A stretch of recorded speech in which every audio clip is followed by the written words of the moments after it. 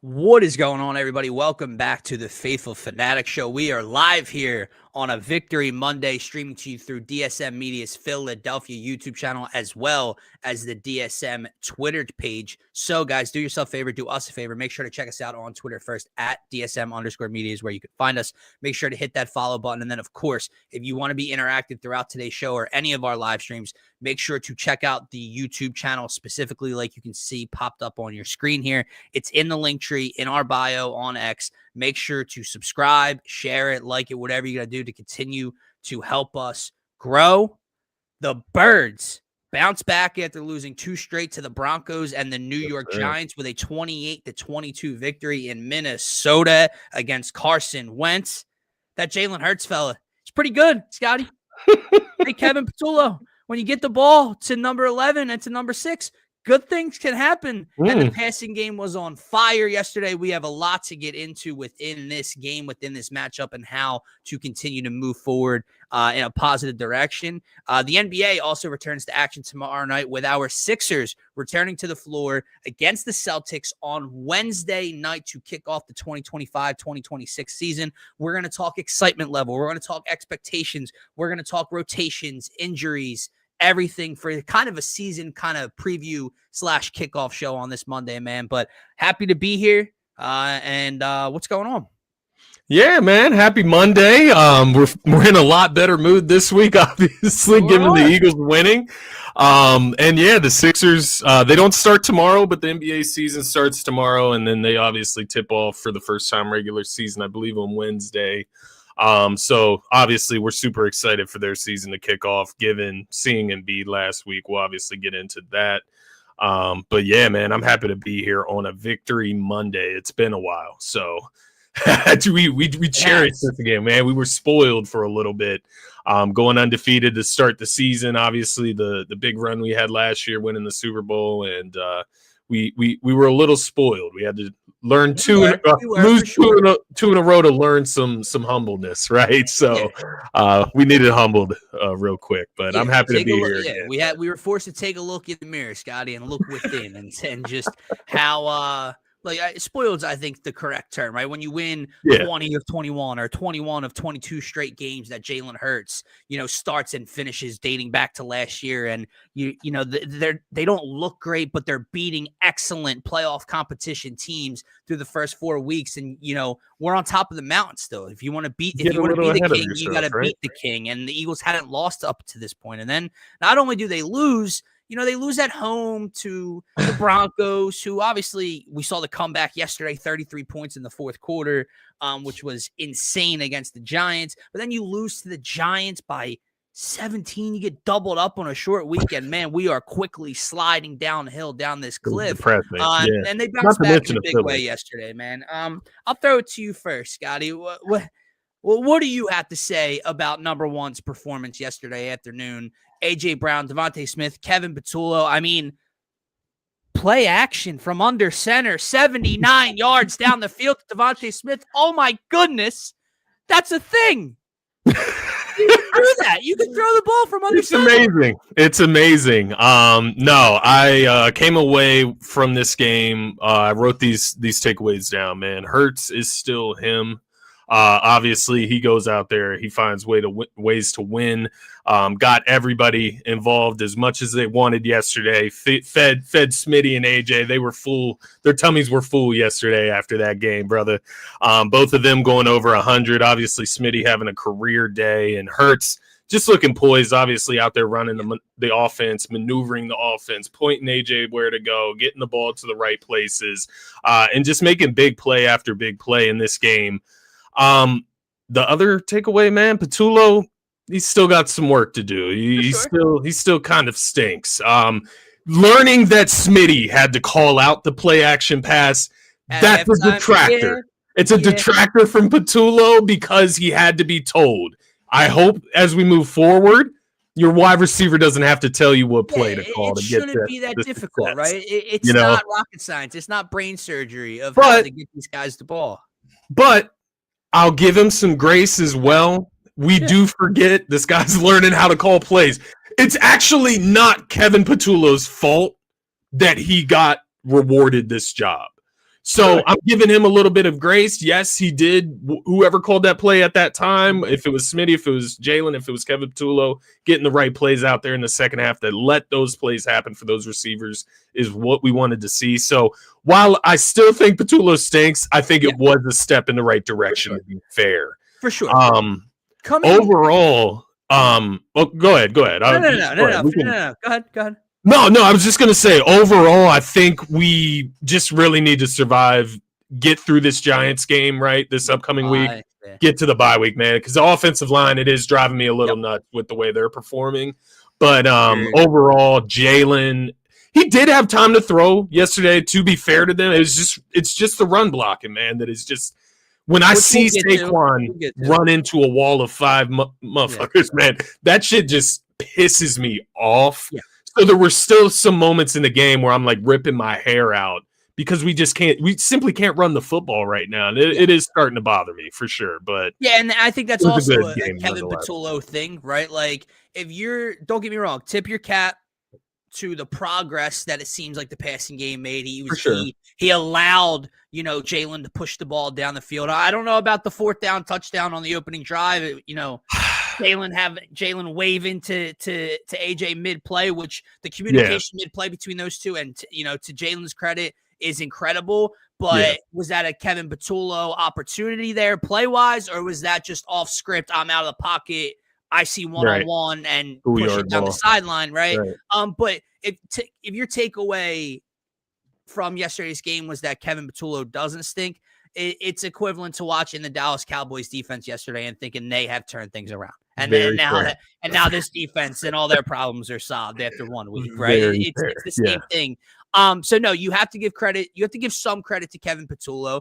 But honestly, man, it still was a little Jekyll and Hyde-ish. You had the first drive, and then we had the pick 6, and then for like 3-4 straight possessions, the offense went back to doing the things that make us want to rip our hair out. And then he pushes the ball down the field a little bit more. And you have I believe on the second AJ touchdown, correct me if I'm wrong, he was in the seam. He was the middle of the field, which is different, right, for AJ Brown route. So again, tip your cap, but it makes you kind of even more frustrated that because it's happening. Why do we stop that? How do we go away from that for 4 straight drives? And then it's like, oh wow, look what we can do.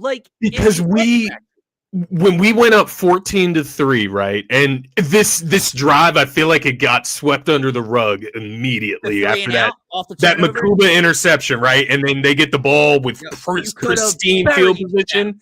Could have buried them.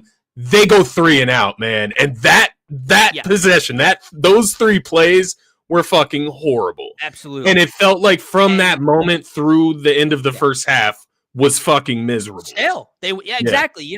First drive, 5 steps forward.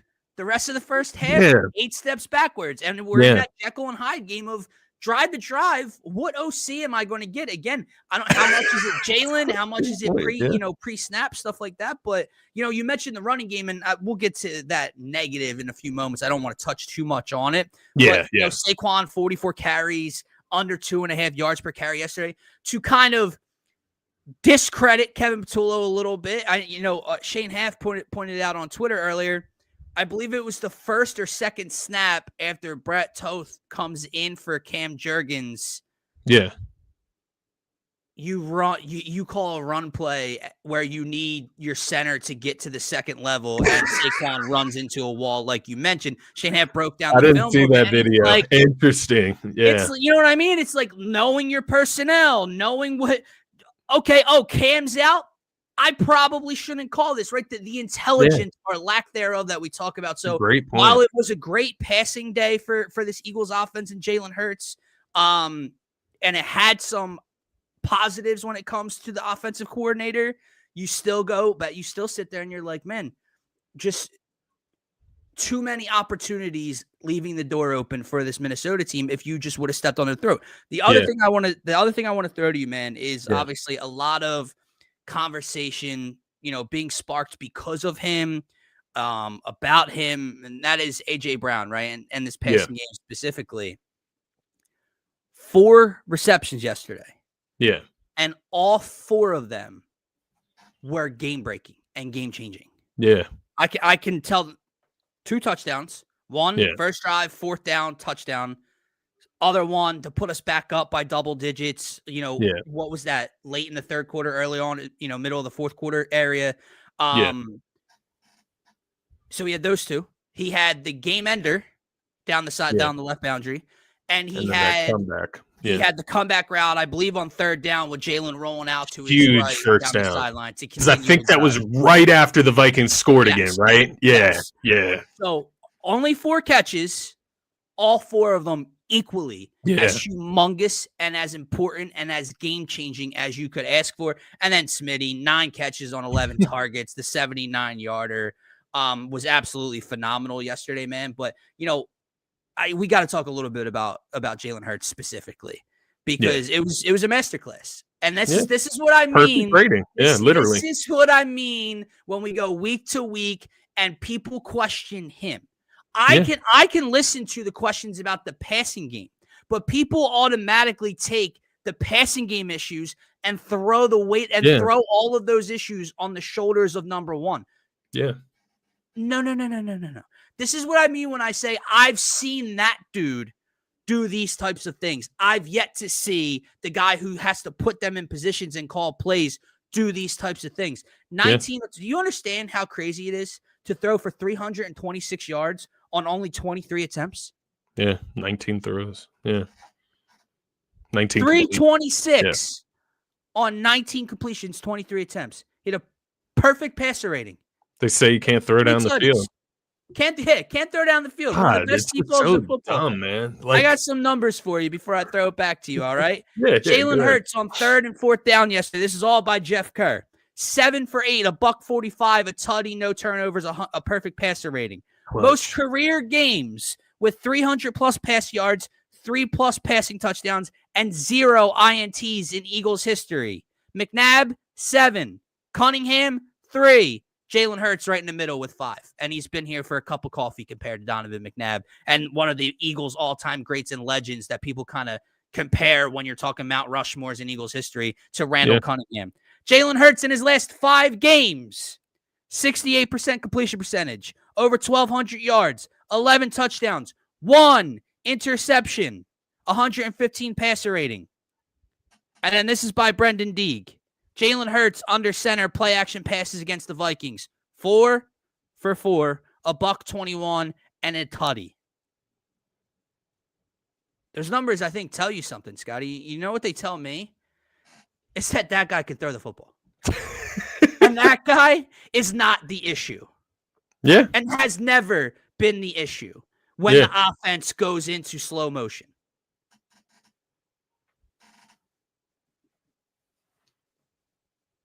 Yeah, no, I agree. Yeah, you're hoping that this win kind of changes the tide, right? Changes the energy. But no, I agree with you, man. I think Hurts, he just continues to answer these calls, these meaningless calls that people throw out there of needing him to show them something.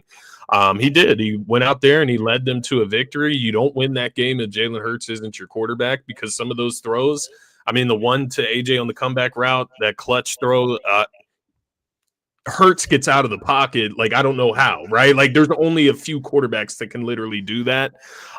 So yeah, I love what I saw from him yesterday. And I think it also speaks to another fact, man, in this social media, like, rage bait era, it's just like quarterbacks can have bad games. And that's what was last week against the Giants. The whole team had a bad game. The whole team came out and looked lackadaisical, and Jalen Hurts didn't look different, and that was the problem, right? That was a bad game. It happens.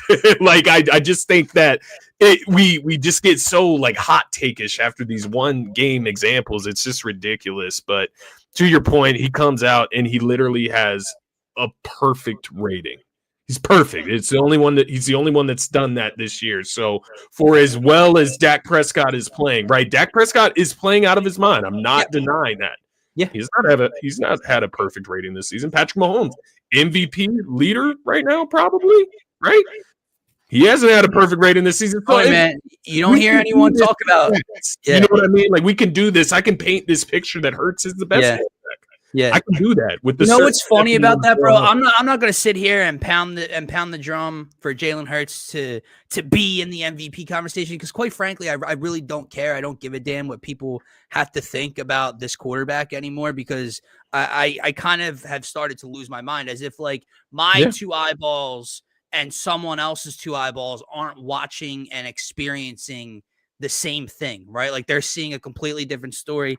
Jalen Hurts has beaten the likes of Dak Prescott, of Matthew Stafford, of Baker Mayfield, of Patrick Mahomes, just threw for 326, 3 touchdowns on 23 attempts, etc. On the year, Scotty, he's got about a 70% completion percentage, 1,500 passing yards, 11 passing touchdowns, only one turnover, one interception, he had the fumble against the Rams, so I believe only 2 total turnovers, and basically a 109 quarterback rating. And on top of it, this isn't like last year where people talk about the Eagles as this super team.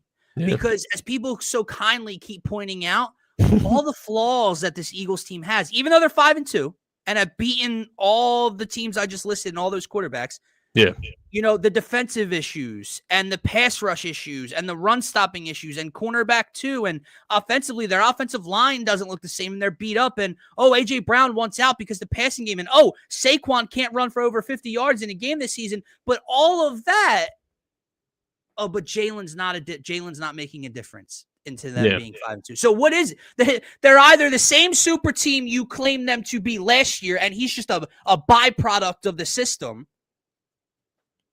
or he is the fucking system. Because that's what that tells me right now.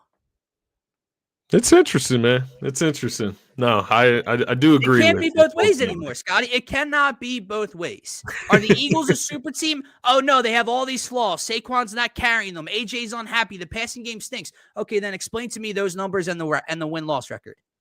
Explain all that to me. Because you laugh at their cornerback too. They generate little to no pass rush. Saquon's having a really down year. AJ wants to be traded, you always tell me. Yeah. How are they 5-2? How's he got 1 turnover on the year and what? I don't know how many rushing touchdowns he has this year. Let's see. 2 rushing touchdowns. Or no. Sorry, that's just going back a few weeks. He's got to have more than 2, I feel. He had 2 against Dallas. He has 5. Yeah. Because I bet that a few times. He has 16 total touchdowns, over 1,600, basically 1,700 total yards, 1 interception, and I believe 1 fumble loss this year. Yeah. Pretty good, I think. No doubt. Do want to give, obviously the defense a little bit of credit. Obviously, they did score in the first half of this one. And it's been interesting the way they've, it feels like they've had some real downtimes, of course, especially even yesterday, obviously. There was some just very annoying time. There's just these spells where we can't stop the run all of a sudden. Mm-hmm. The out routes to Addison that just look like the same exact play over and over again. And it's timing, right? Because this same defense will hold Minnesota to field goal after field goal. They have a pick 6. They turn Carson over a couple times. In the red zone. The second that the offense finally gets another score and puts us up 2 possessions, they give up points. Yeah. They allow Minnesota to go down in 8 plays and score a touchdown. Every time. I swear. It was infuriating. Yeah. Because what was it? After the 79-yard Smitty tutty? I think it was like... And they go right back down and they score. Mason, I think, ran it in right after that. So annoying. But no, they are opportunistic, I think is the right word. Between special teams and defense, they're opportunistic. They take advantage there when they can. Makuba, man. He gets the interception, but then, just can't tackle. I mean, he just can't. But then also, has a couple open field stick hits this year. Yeah, I know what you mean. I do. It's just that in space, that was disgusting to watch. I agree with you. 30-yard game. It was disgusting. Would you just chalk that up as just rookie behave, just rookie tendencies, learning, Yeah. Because but like tackling, you I feel know like guys have a prowess of tackling. Like that is just something like you're good like at Cooper, it. You're like good Cooper at it. DeJean. Yeah, like when you know how to wrap up, you're fundamental. Like you just are. Like I guess you can learn fundamentals, obviously. So yeah, I think it's fair. I guess. But yes, Devontae Smith on 2 plays, 79-yard touchdown.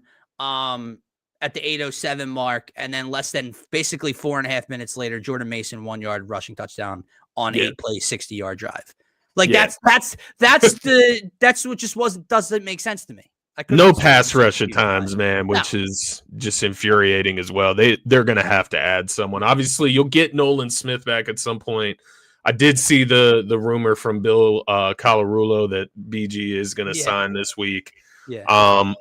That's no disrespect to BG, whatever. I do like I kind of agree with the notion out there that you had the perfect ending. Don't ruin that. I'm kind of in that field. Yeah.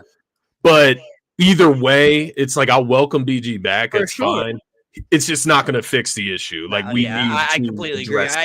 We said this to each other off camera yesterday. Like, I didn't want to bring down the news of it because it is BG. Yeah. He's an Eagles. We love him, and we will continue to love him. Yes, obviously, it's but just like BG, like he's just not coming in and fixing this gaping hole in terms of your pass rush. But I just want to say one more thing, and when we kind of move on, if you want, obviously we have a lot of excitement talking about Sixers soon. But for sure, I'm looking at this game, these team stats from yesterday's ball game, and this is just why, like, when people talk about, like, when people just kind of prop up, and I know yesterday's not the perfect example because Jalen, the numbers are there, the big plays were glaring, but when people kind of talk about, the flashiness of things and undervalue what it takes to win football games consistently, not turning the football over, right? Converting on third downs, converting in just the little things that you don't really pay attention to.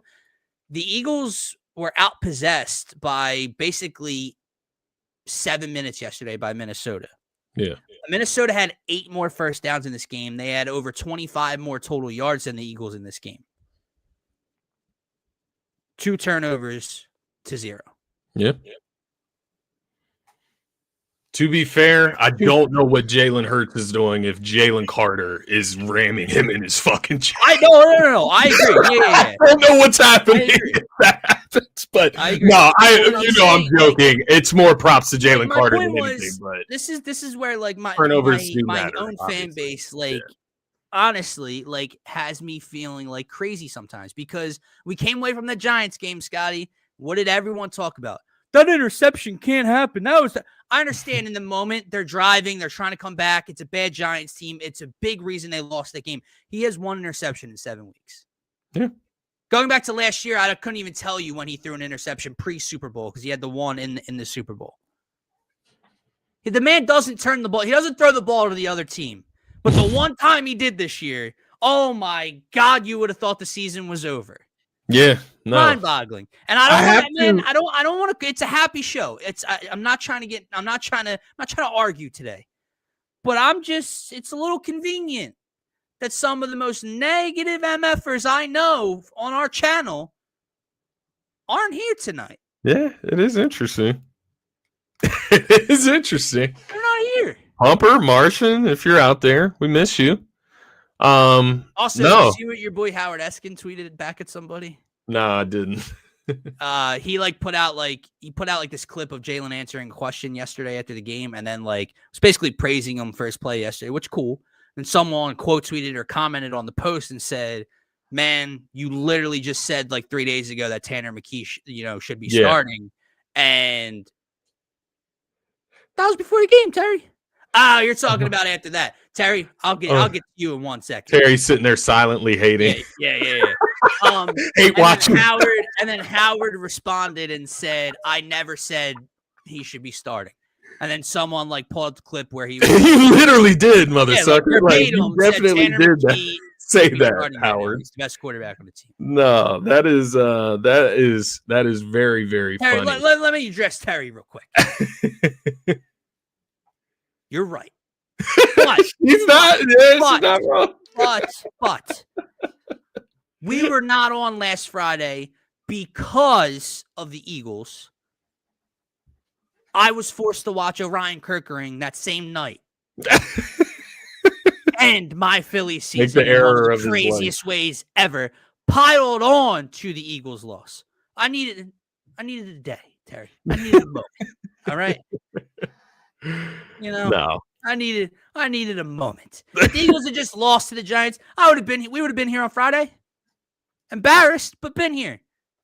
The Phillies had something to say about that night, Terry. So no, I did. To your point about the Jalen turnovers, I have to remind myself of that in games at times. yes, When he does take those sacks, I mean, some of those sacks he takes, man, I just rip my hair out.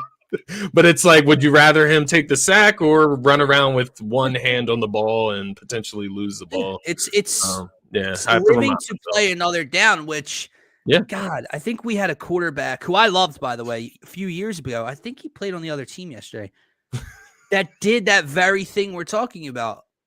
I think the term is like hero ball or something, like trying to do too much. You saw it yesterday in the first half. Sure did. And it's essentially what lost this team a game.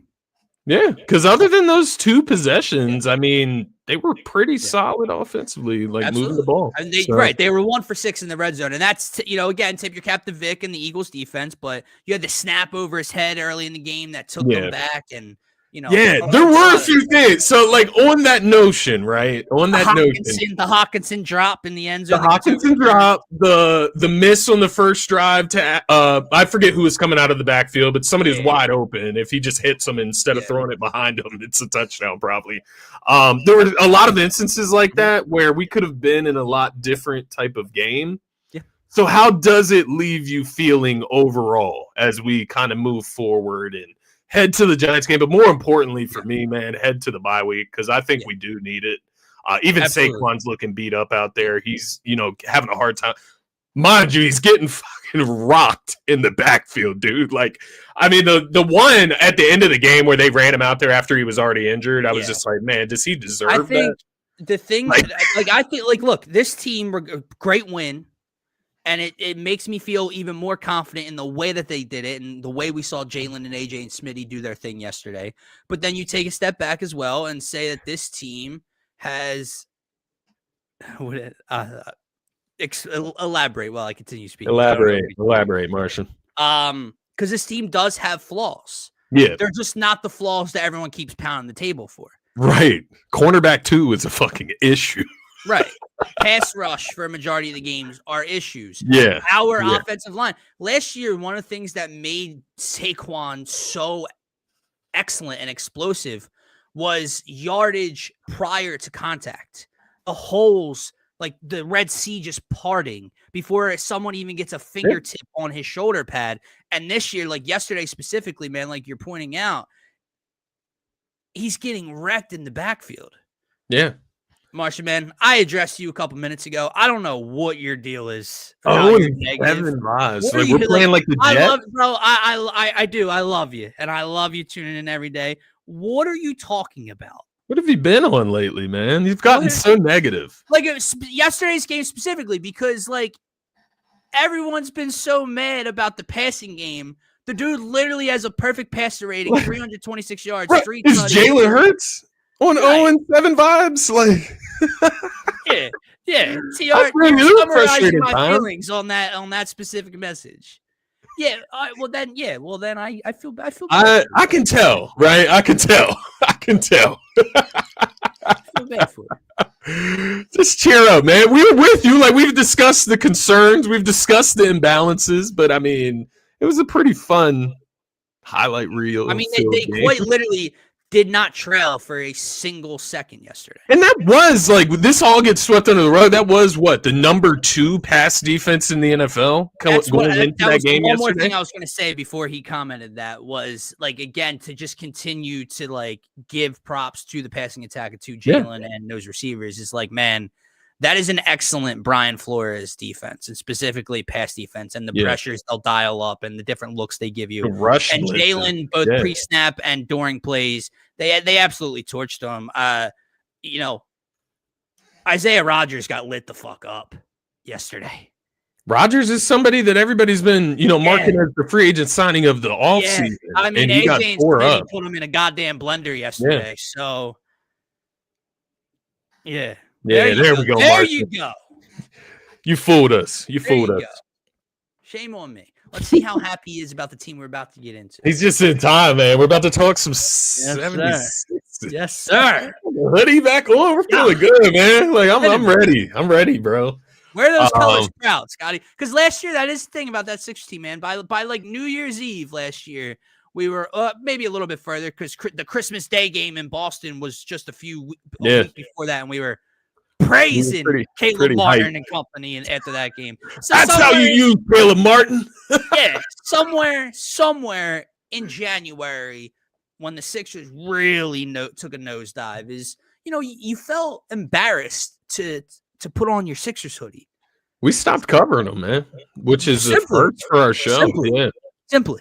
And not to stop, and here's where I think people get twisted, they're not good, so you're fake, you don't want to talk about them. No, they have obviously been, I don't want to say laughing stock, but all of the postseason issues, all the injury history, all that stuff. Yeah. And then for last year to play out the way it did, I wanted people to stop paying to go to games. Yeah. I have all this merch in my closet. I feel bad that I spent all this money and I bought people Christmas gifts that, had for 76ers merch. And it's stop giving them your money. That's how I felt about Josh Harris, everything. That's how I felt about everything.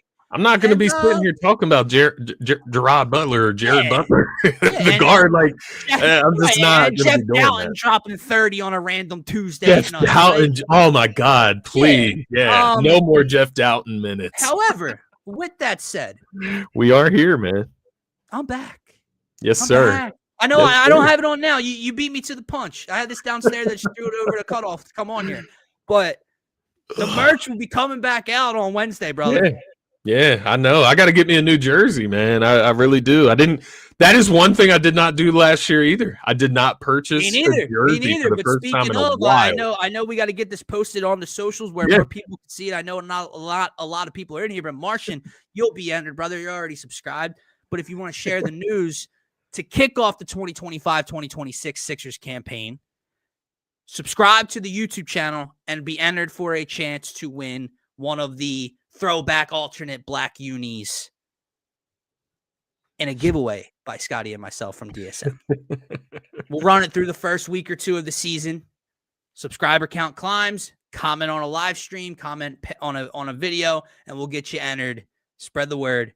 Giveaway incoming. But I agree with you, bro. I didn't want to pay them any mind. I didn't want to pay them any money. I didn't want to pay them any attention. And I don't know if the word correctly is sadly, but I'm back. I'm here, and I'm ready to talk about this team, bro. I think it's a fair question. Is it a sad revelation to reinstore faith into the Sixers team?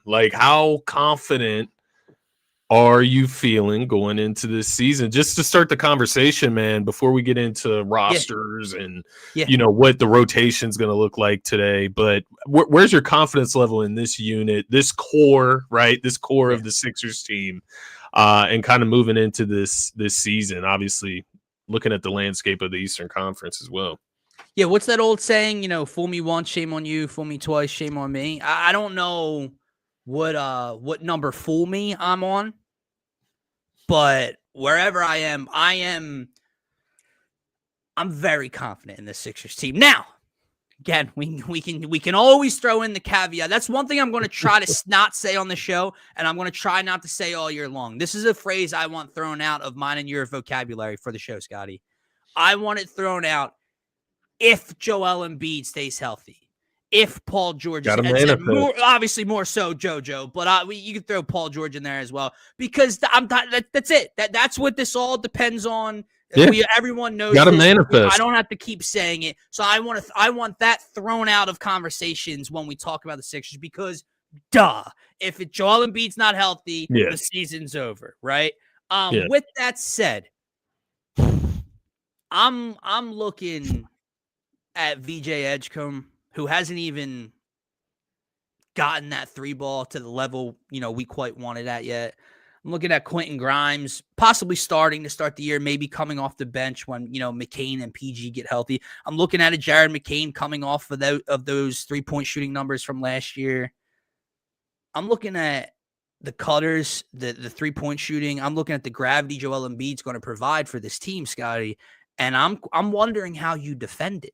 That's the level I'm at. That's the level of confidence I have right now in the Sixers before a game has been played. I'm wondering how opposing defenses game plan and carry out that game plan when the Sixers are healthy. When McCain comes back, when Paul George starts to play, I am wondering, I'm confused actually, how you're supposed to limit this Sixers offense. Because Nick Nurse has this plan. The ball's going to move. The ball's going to swing. We saw it a little bit last Friday in Joel's return to action. What do you have? 6 assists halfway through the second quarter? I'm looking at all this, and I'm wondering how this team is not one of the best offenses in the Eastern Conference this year. Yeah. No, I agree with you, man. I think obviously we had that little preview with Joel returning to the lineup last Friday, and it looked great, right? Like it looked great against Minnesota T-Wolves. It was their backups for sure, but it did look great. It was great to see Joel back on the floor. He does look 20, 30 pounds lighter. He looks like he's in the best shape that he's been since he entered the league. And I think the more important thing was that the knee looked all right, man. He was moving around just fine, and that was his first game back. So you just hope that the movement and the fluidity will just get better. I think the big thing that I'm looking at this season, man, and I think it relies on Joel, like not only his health, like you mentioned, but I think mentally, I think Joel needs to continue what he kind of showed in this little preview, and that is letting these guys run when they're ready to go, getting the ball out to Maxey when he's ready to go. Let Maxey run his wheels into the ground during the regular season, man. Let it be his team. We say it's his team. Joel attracts so much attention. It's still Joel's team with the level of attention that he's going to garner. But you can let Maxey run this show in the regular season. And I think what we saw the other night as well with, once again, just rebound, kick it out, get out on the break. You see VJ get out on the break. He's athletic as hell. You got a bunch of guys like that this year. You got 26 points and 5 steals, by the way. Yeah. And I think you got to continue to use that because Joel, at the end of the day, he's not going to play in back-to-backs. He's not going to play in every game in the regular season. And you're going to need an identity when Joel's not there. That's something they obviously struggled with last year. They couldn't build an identity at all because they had guys in and out all season. But this year, I think they've already shown a little bit of inclination to give the keys to Maxey, run this show, and we're going to figure this out. And then, obviously, if you can keep Joel healthy enough by the time the postseason comes, that is the goal. That is the caveat, man. right? So, I will also say the braids and one arm sleeve, Tyrese Maxey might be a different beast, by the way. He's moving differently, man. He looks healthy. He's got a little more in those shoulders, Scotty, a little more in those. He looks like he's ready to, maybe he'll finally start to get those calls when he gets downhill and gets to the rim. But to Marsh's point, well, man, season kickoff's on Wednesday. The NBA season kicks off tomorrow. We're getting to a little preview, man. You did miss the first half of the stream, though, to be fair. You did. You were a no-show. But to TR's point here, Joel didn't have any setbacks from playing in the blue and white scrimmage and the preseason game, which is huge. That's what I was just about to say, /ask, right? Because obviously you never truly know what's going on behind the scenes with the Sixers team and Joel Embiid. So the big question is, are they just not saying anything? But that's what it is. And not only was I paying attention in the first half last Friday for how Joel looked on the floor, how that knee looked, how he looked, and by all accounts, like you said, preseason against a bunch of backups and guys that probably won't even be a part of Minnesota's rotation at all. It wasn't about the numbers. It wasn't about the play. It was just seeing how his body moved. And check. The next thing is, how does that knee respond? How does it swell? Like last year, you remember, he plays and then it swells up. He plays and then it swells up. Yeah. As long as that's not the case, knocking on wood, check. Yeah. And we can kind of go all aboard on this Joel Embiid train right now. No, I completely agree, man. But I do think you look at this Sixers team, and especially once Paul George and you get McCain back in the rotation. Yes. Trendon Watford hasn't even played for us yet. That as well. I think the difference, man, and obviously it's not that you can get by long term without Embiid, but I think they can win games without Embiid this year. Like, I do think they have the depth in the roster to do so. Like, there's something that they've just haven't had in the past, man, is like youth. Like, they've got guys that can actually run and defend. It's kind of magnificent. Yeah. You look at Grimes, you look at McCain, VJ. I mean, VJ is just another level of athlete that we just have simply. I mean, Scott, like, I don't think anybody is going like to that. be impressed or quote unquote happy with his 3-point numbers, especially to start the year. Right. The kid just scored 26 in a preseason game. Yeah. Like, he goes to the rim. Getting to the rim, the slasher, the cutter that he can be within this offense. Let me throw you this first kind of question, I guess. You mentioned depth, which I do agree with. I do think it's a big thing, but and obviously they have to get healthy, but assuming again that they do get healthy soon, just the pure amount of scorers and shooters they seem to have on this team, right? Yeah. Like Joel Embiid is a previous MVP / scoring champ, right? We know that Joel Embiid can carry the weight of the world on his shoulders when it comes to this offense. Yeah. But you're talking about another year into his career in Tyrese Maxey. You're talking about what we saw in Jared McCain before the meniscus injury last year. Quentin Grimes with all those, 25-plus point games last year, the 30-plus, the 40-plus. Paul George when he's healthy. VJ Edgecombe scores 26 and can't even shoot all that well yet. Kelly Oubre, we know, can give you 15 to 20 on any given night. I don't know that I've seen a Joel Embiid Sixers team that has had this much depth loaded with guys that feel like they can give you buckets. Am I wrong? Am I forgetting about previous teams? I'm trying to think back. I mean, last year, obviously not. The year before, the years with Harden, right? We were relying on guys like PJ Tucker in the rotation. DeAnthony Melton, Caleb Martin last year, Milton, right? Furkan Korkmaz. You go way back into Joel's career when you're talking about Ben, you're talking about Dario Saric and Robert Covington and Ersan Ilyasova and Marco Bellinelli. Like you had floor spacers in a sense. You had guys that could come in and shoot. JJ Redick obviously could come in and shoot the 3-ball. Yeah. Seth Curry could come in and shoot the 3-ball. But you didn't have guys like Jared McCain, Quentin Grimes, Paul George, Tyrese Maxey that are just going to get you buckets if they want to. Yeah, no, I do feel you. It's interesting. I'm trying to think through, but it's one of those. It's like, what does McCain look like this year, returning from injury again? I do, because I think we will. Like, looking at this roster and looking down it, right? Where does the 3-point shooting come from? Like, Maxey, Grimes, PG, McCain. What? That's 4 or 5? How many did I just name there? 4. And I know Nick Nurse, he's putting the emphasis on getting more threes up, as they should. Yeah. Which I guess Maxey, what would you mark Maxey for? Like 10 threes a game? 10 threes? I was going to say 8 plus minimum. Especially with Joel in the lineup, he's going to get double teamed at times. He's going to get a lot of open looks. McCain will obviously get the green light. Grimes obviously has the green light. Can it be enough, right? Oubre's a okay 3-point shooter. He can score the rock, to your point. He can. I guess it kind of speaks to one of my concerns is like, it feels like we have a bunch of like tweeners when it comes to wins in a sense. Because TR, you know what I mean? I'll pull this up for you. He says previous Sixers teams had a lot of one-skill guys, I feel like, and this team may be a bit more dynamic, which is kind of where I was leaning. You're kind of thinking a little bit more the other way, where these guys maybe a little bit more dynamic, but their skill sets are more isolation, off the dribble, mid-range than it is your prototypical spot-up 3-point shooters.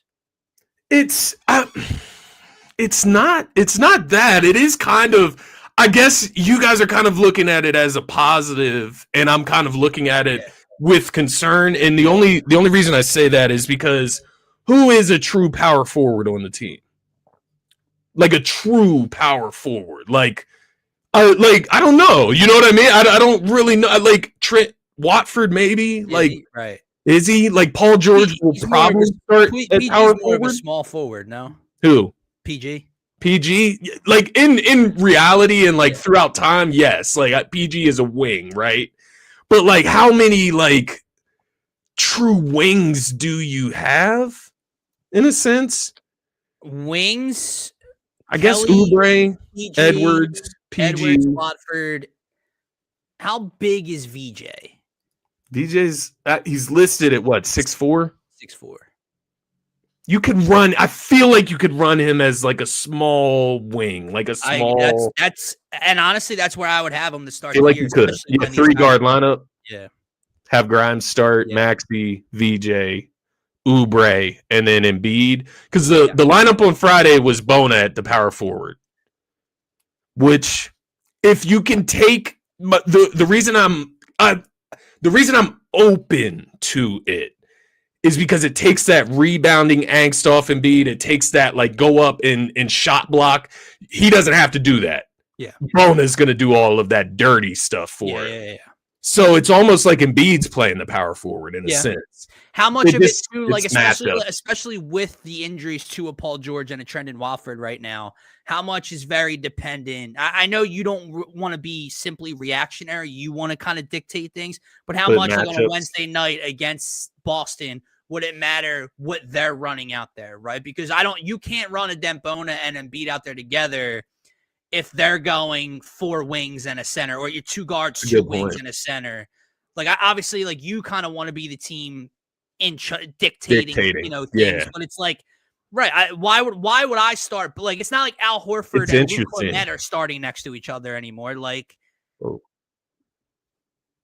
you lose me? No.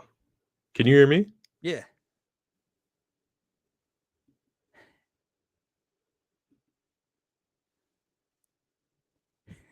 You good? What the heck? Talk?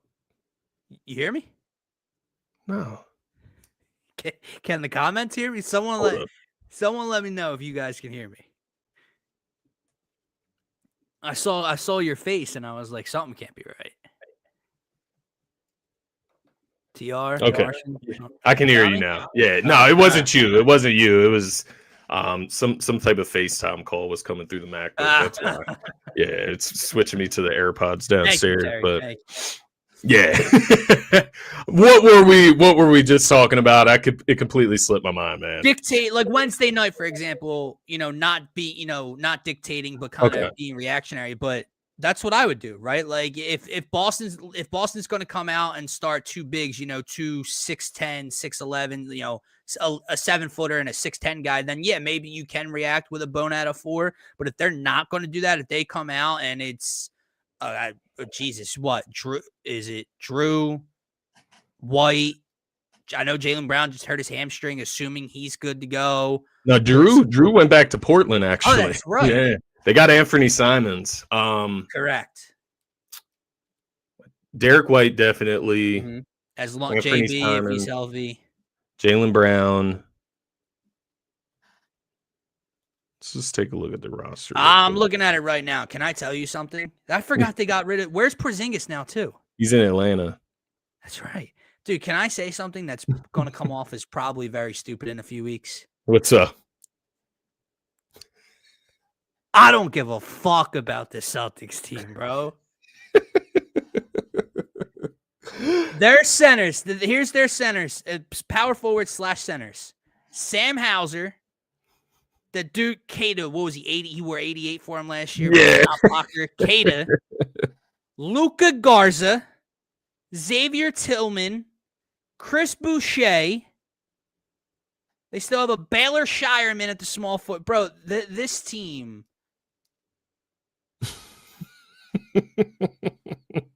I mean, I'm being dead serious. I haven't looked at odds. I am this close to laying my Sixers bet tonight or tomorrow before we find out if Jaylen Brown's playing or not. Because regardless,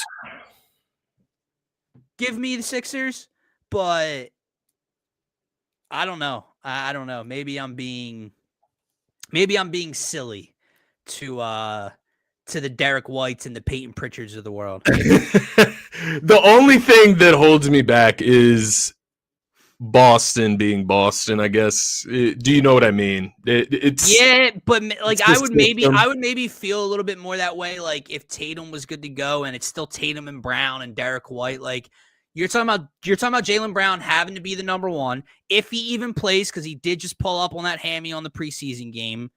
You're like literally, bro. Like you're talking about Derek White and Anthony Simons. Now both guys can give you 30. I understand that.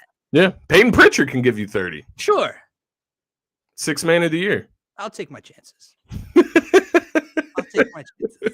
But I do not sleep on the Derek Whites of the world. I do not sleep on any of these guys, man. Like they'll fuck around and Derek White will drop 35 on us on Wednesday night, hitting like 5-6 threes or some shit, man. Like as soon as we get overly confident against what looks like a weak ass Boston team, that is my only drawbacks. Like I promise you, I feel you. Like I think we're more talented than they are at this point right now. Yeah. But yeah, no. Listen. The only, you know how I said I'll go in and place my bet tonight or tomorrow. Once I said it, I went never mind, because knowing us, even if it comes out that JB isn't playing for them on Wednesday, knowing us, we'll get a tweet at around 4 or 5 p.m. Wednesday that Joel Embiid is inactive in the season opener. Because Jaylen Brown isn't playing or some shit. You know what I mean? And it's like, oh God, here we go. But and then are we confident in Maxey versus the crowd, right? Right. But no, I it'll be interesting. You know, as we approach game time, I'm sure I'm gonna buy in, and yeah, I'll probably as long as Embiid is playing, I'll probably lay it just because I'm excited for opening night for the Sixers. But no, I did want to ask you though, like obviously coming off last season, Nick Nurse, like how are we feeling about Nick Nurse this season? What are we looking for from him? I mentioned it earlier what I want to see. I want to see like fast pace. I want to see us use the youth and the energy that we have on this roster, the depth that we have. I do not want to see Eric Gordon and Kyle Lowry, dog. I don't. No, I don't want to see him. So I don't want to see him at all, quite honestly. Nick Nurse signing of 2 years ago, obviously you and I think a lot of Sixers fans were very, very excited to replace Glenn Rivers with Nick Nurse, right? I don't obviously hasn't really gotten a completely fair shake over 2 years, right? When you talk about, you know, especially last offseason with all the you know, we had year one and obviously they end up losing and then to the Knicks, but you had the Joel major injury in the postseason and everything that goes on there. And then, you know, you had the big offseason with Paul George and Caleb Martin and all the noise. And obviously last year was a season from hell. And like you mentioned, you have Jeff Doughton and Jared Butler and Dembona, you know, playing 40 plus games for you. So it's not ideal, right? If you're Nick Nurse trying to build towards anything. With that said, some of the frustrations though did come from what was controllable by Nick Nurse, specifically early on last year, really pre any of the major injury concerns. Obviously, the whole Joel thing played out terribly, but you did have Paul George in the beginning of the year. You did have Tyrese Maxey in the beginning of the year, and we continue to see Kyle Lowry and Eric Gordon getting run, right? Andre Drummond starting games, and it's just not working. So what was in our head coach's control, he was frustrating about. Yeah. I'm not too concerned about that. Maybe that is shame on me. Maybe the first man off the bench tomorrow is Kyle Lowry. That can't happen, right? Like that's my only that's my only thing. With you, man. I do agree with the fact that I think there is a little bit of a change in philosophy as to where, yes, you know, granted Joel's on the floor. This is Joel's team. This is Joel's offense. And of course, you want a dude that can average 34 a night for you, touching the ball and getting as many shots up every single night. However, in terms of taking pressure off of him, in terms of keeping him healthy and ready for the postseason, even in games that he's going to be playing, there are areas to where, yeah, of course, you know, you get in a half court set, feed the big fella, work around the big fella, all that, everything, all the attention he's going to provide. However, he pulls a rebound, like you mentioned in the preseason game.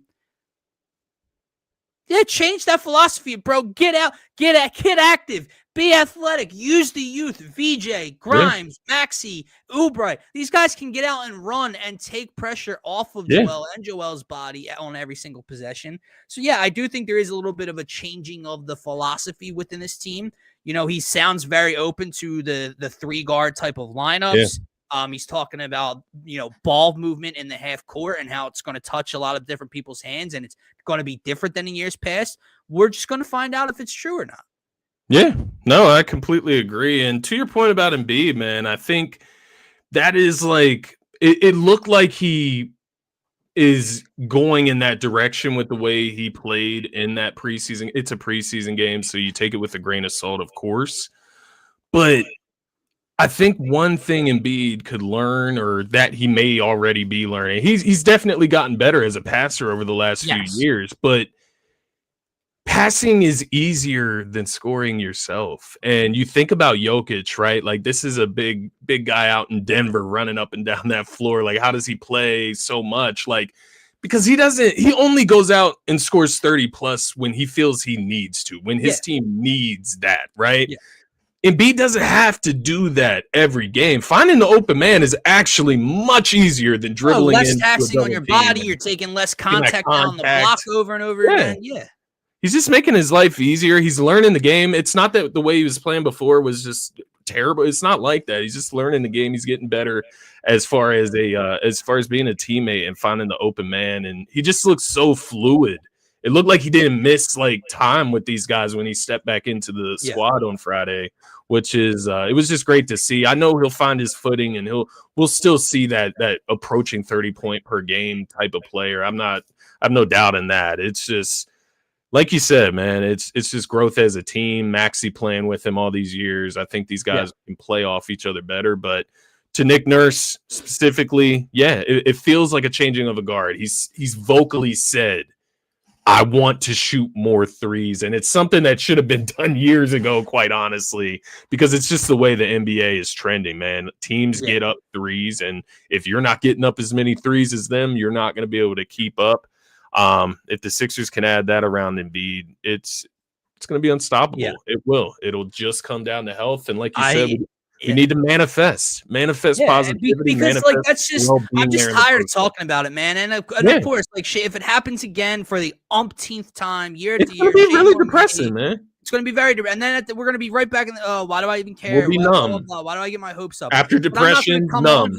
I'm not going to come on here 3 times, 4 times a week, do pregame shows all year long with you. And every night when we're talking about the hopes and aspirations of this team, mention the fact that, oh, yeah, we need him. I know. We know. Like, we'll see if he does. We hope he does, etc.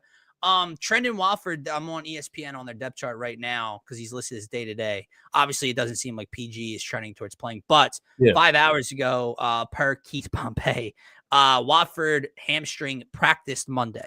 So we'll see. Obviously hasn't really played in the preseason at all with this team. So we'll see if Nick Nurse if he's able to go tomorrow, if he does get playing time. But that's who I would want to see at the power. Like in my mind, right? If he got the full training camp and then into the preseason, that would be the guy that sticks out to me to get that starting power forward role, even when PG gets back. Because I think he can be a connector piece. Let me ask you of these other 2 guys, because they're not on the depth chart. You have to go to a roster for them. Because I was wondering like where they were. Yeah. Do you see like a Dominic Barlow getting run initially while there's depth concerns down low, like without PG? So. I think so. The kid's long and athletic, bro. I think he's more valuable than like even. And I'm not trying to disrespect Justin Edwards, but I think he's more valuable to the rotation right now than Justin Edwards. Oh, I agree. Right? When like, you look, you have a Kelly, you have a VJ. You have a Quentin, like you have these guard/wings mix that can get in there and do similar things to Edwards. When you look at the backup to PG and where Kelly's going to be playing, where he probably shouldn't be playing, you're talking about that's where you look at a Trendon Watford injury and go, okay, well, who's next? There's Jabari Walker who got a lot of run in the preseason, obviously. So I'm assuming he'll be an option as well. Interesting. Yeah. They got some interesting guys, right? Like Bona and even Janai Broom. I don't think he's going to get much run this year at all. He'll probably be a two-way guy or even down on the blue coat. See, Janai Broom's funny, man, because his feet are so slow. He's the antithesis of what I'm looking for. And it sucks because you're talking about like a literal like Wooden Award type of player last year in college. I know. You're talking about a top 5 player in college basketball last year. It just doesn't always translate. We see that all the time with guys who are great in college and get to, make Final Four runs and they're the leaders and everything, but they're just not going to translate to the NBA floor. And really that's like, I was just about to say to you, like a Dominic Barlow, that size, that athleticism, that possible rebounding ability to get out and transition with the young guards. That's interesting to me. That's something we're talking about, getting younger, getting more athletic. Janai Broom just doesn't get more athletic to me. Antithesis, bro. No, it's interesting, man, because when we first drafted Janai Broom, I thought I like it. I'm fine with it still. I thought like maybe he would be a guy maybe you try if Joel's not there, right? Like, because I feel I'm not comparing him to Joel Embiid by any means. He does not have that ability, that scoring, none of it. But just the style of play, in a sense, like he stays around the mid-range 3-point line. He's a little slow-footed, right? So I don't know. It would be more something I would try if Embiid is out. I agree. Let me throw you these 3 names because I know we were kind of going back and forth on rotation with the injuries and then post injuries. When everyone is a go. Let me throw you the 3. All right. On a scale of 1 to 10, 1 being absolutely no, 10 being yes, I'm completely fine with it. Andre Drummond playing time.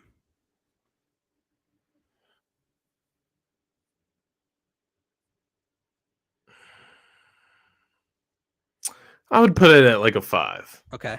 5 or 6. I'm Kyle okay Lowry with it, but not over Bona. Kyle Lowry.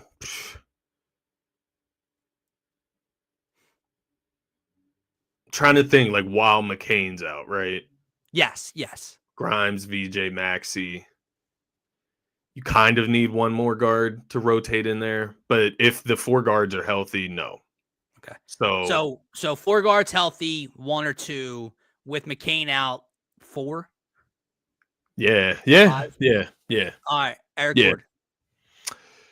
More than Lowry, so I'll say. Oh, okay. See, I thought you were about to go the complete opposite direction there.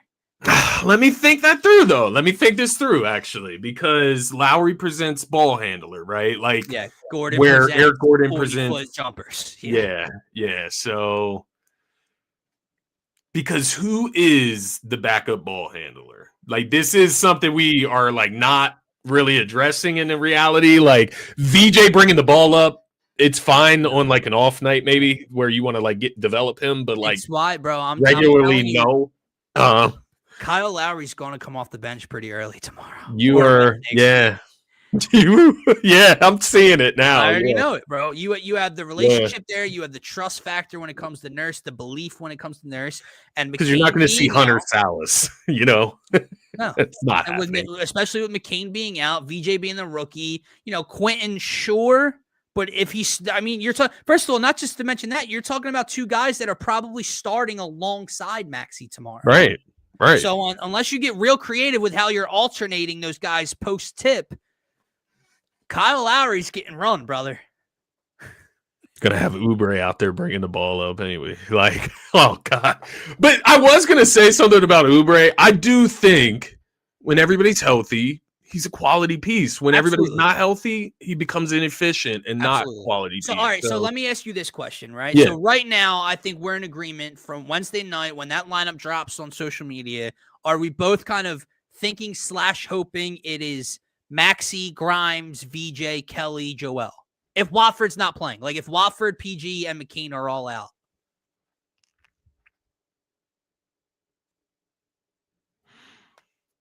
It's kind of what we were talking about earlier. It would depend on what Boston is throwing out there, which I Sure, know. sure. I wrote it down on my sheet. Like you go back and forth between versatility and you just having an identity, right? Like versatility. Do you want to be versatile? Is that your identity? Mm-hmm. Or do you have a specific way that you play and you want to lock in with that? It just depends how Nurse is going to work that this year. Because like last year, even when we had people, Yabusele would start sometimes, Caleb Martin would start sometimes. It's like, we going to go back and forth like that?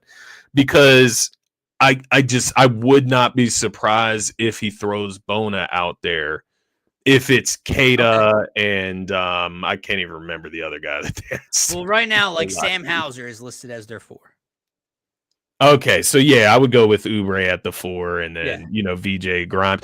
But the other side of that is like, do you want to have Grimes as your punch off the bench, right? Like he can be that six-man scoring punch off the bench, but all right, so that's interesting, right? Because when we're talking about, obviously to start the year, we are at a disadvantage with some of these guys being hurt. But again, when we start thinking about the ceiling of this team, playoffs, like who do we want out there, right? Because knock on wood, we're all good to go.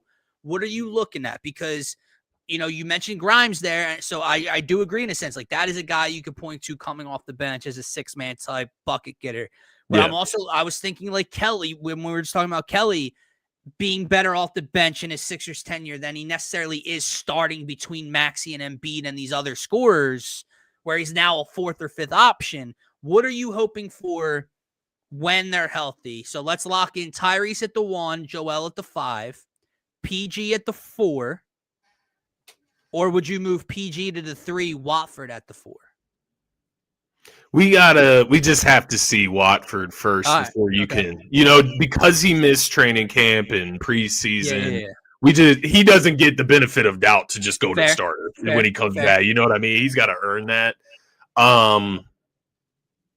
So Maxey, PG, and Embiid locked in. Now we're looking at the 2 and the 3. Yeah, I'm assuming we're keeping VJ. We're keeping the kid in there. Yeah, because him coming off the bench and running it. No, I don't want to see that. I think he's better off out there with Maxey and Embiid where he can the just defense, feed off the athleticism, the slasher that he can kind of be for this team.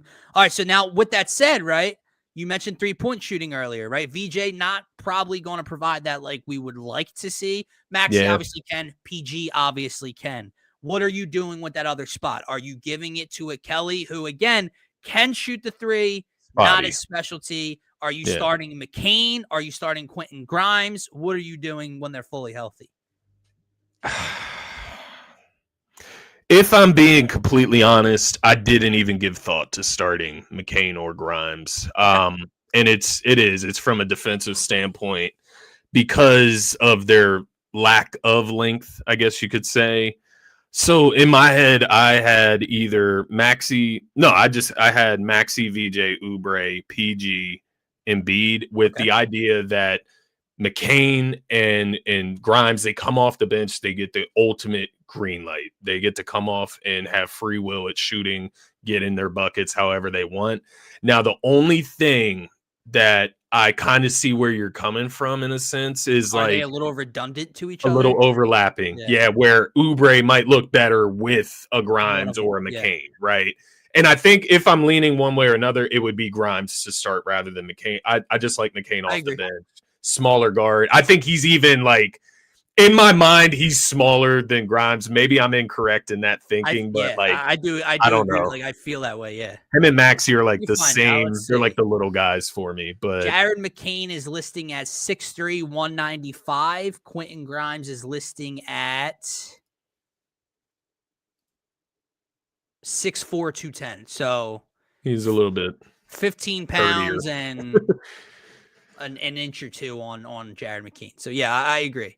And it does just feel that way as well. But no, it's exciting, man, because again, we're talking just about options, and it's something that like last year we had I feel like we had the offseason of a lifetime. We thought like all these pieces, the Boston Killer and Caleb Martin and Paul George, and we draft McCain. They're very similar to it, but they just do different things. And obviously, we didn't get the long-term extension with Grimes, but he is here this year. That's step one for me. I just wanted him back this year, see what he looks like with the full supporting cast, not having to be the lead And guy he looked again. bought in, right? Like he looked like he was out there having fun, like he was ready Yes. to get to it. I liked what I He saw. has to be, bro, because look, you didn't Gotta get get the that deal back. you thought Yeah. that you thought your market had this year. If you come in sour puss, I'm not touching the ball enough, I'm not doing this, and you're not contributing, what kind of deal do you think you're pushing for next year? So Quentin Grimes has to ball out, which is a benefit for the Sixers. Now, maybe he's not a Sixer past 2026, but hopefully we get the best version that's of Quentin what we're Grimes hoping this season.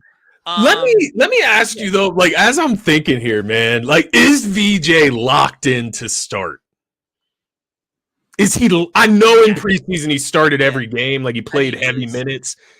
I guess that is like my drawback with Nick Nurse. Like, are we sure?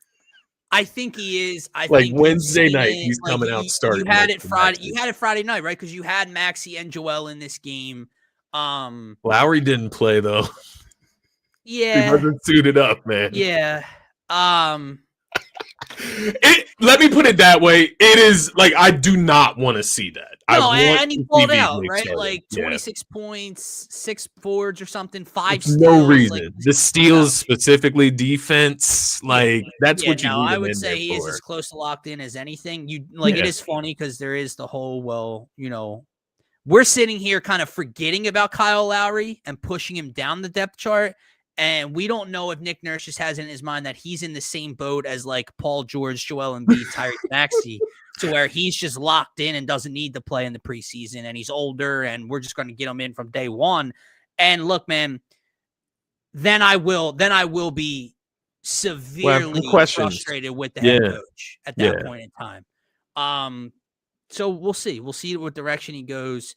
Martian, we got the Blue Jays. Do we have the Blue Jays over the Mariners tonight? Who you got?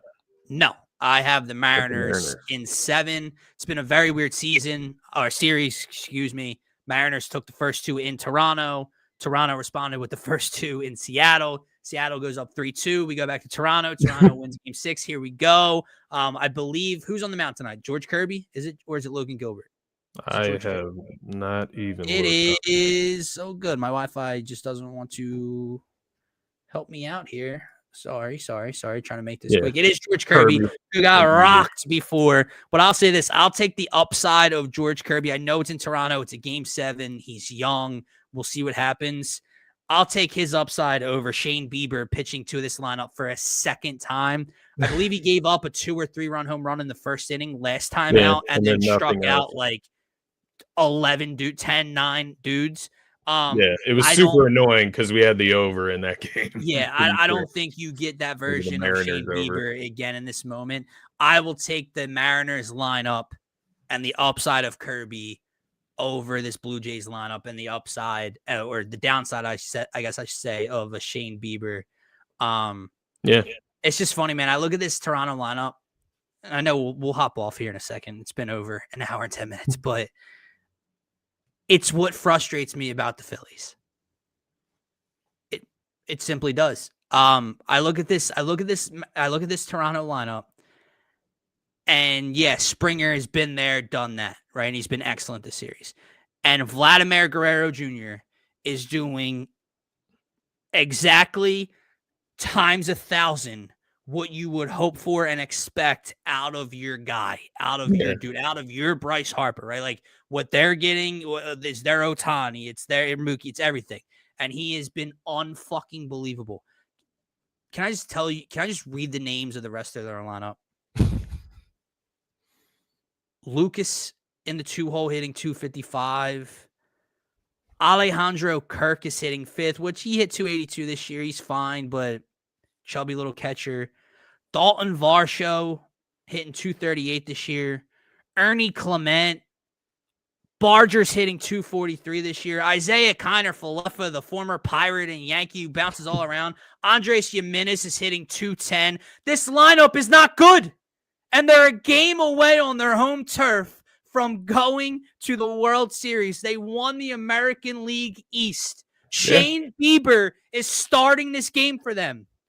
And they just might get to the World Series. And I'm sitting at home or going to Cancun. It pisses me off. The Mariners I can get, dude. I love their lineup. I love what they did at the deadline. We were talking about J-Rod and Cal and Naylor and Polanco and Suarez and JP Crawl. Like they're just 1 through 8 loaded.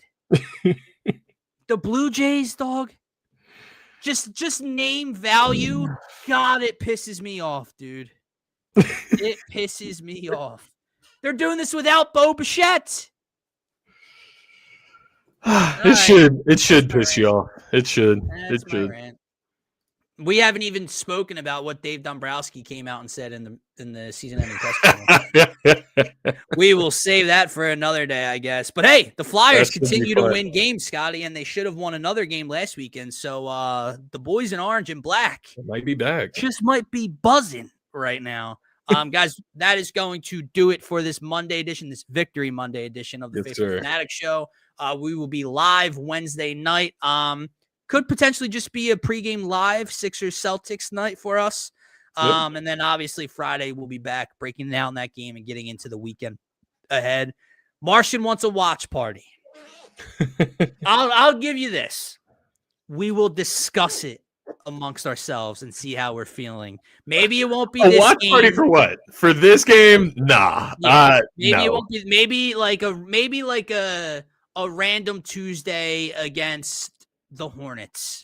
We could throw the TV on behind us. Let me get a few games. Let me get a few games of Embiid back in the lineup before, because I'm not going to be in a watch party and then all of a sudden Embiid first game of the season goes down or some shit. Like, I'm not going to be doing that. Let me see my man be healthy for a week or two and maybe we can get in on this watch party. I'm very vulgar, man. I don't want to, it almost feels like I have to restrict myself to do a watch party, which is I just want to enjoy the game in a sense, because I'm just very vulgar, man. I turn the filter off for which I mean, I guess, look, I guess essentially we could be as vulgar as we want to. It's our YouTube channel. It's our channel. Yeah. As long as you guys are try to we're a fun balance of trying to build this and do it the correct way and be professional with it, right? But also being fans and being authentic and being real. And it's YouTube. It's not. We're not doing this for the FCC and the radio or television. I can say whatever the fuck I want to say. So, Marcia, you see my Twitter, man. So look, we'll discuss it. I'm not saying no to it. Really want it. If the people really want it, then we will also could do numbers. Could a watch party could do numbers. So we'll discuss it. It's I guess we need to iron it out. It's do we do the watch party and somehow is it legal for us to show the game? I don't think it is, right? No. That would be secondhand streaming. So no, but I do have a better idea because we do. I know we're kind of just having our own personal conversation live right now, but we do got to link more obviously for Eagles and for Sixers and stuff. Yeah. We could do what Barstool does, when they have the gambling cave and they have cameras set up and they're just watching the games. We could just set up the tripod and go live and interact with comments while we're watching the game together. Yeah, that would be pretty cool. Could. So pretty cool. We're spitballing again.